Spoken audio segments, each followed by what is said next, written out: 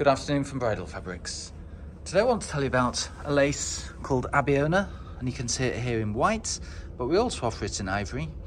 The base is an ivory, is a tulle, in white.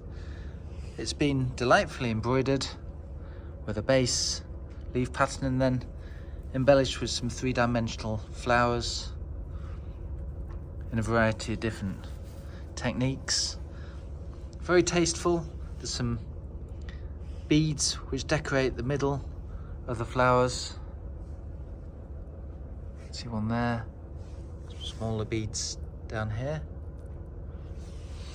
Very attractive. The way that we've dressed the mannequin, you can see it's much busier at the bottom, and then as we move up the dress, we've just got these occasional bouquets. So very attractive. This is called Abiona. It's available from stock and of course without minimum quantity.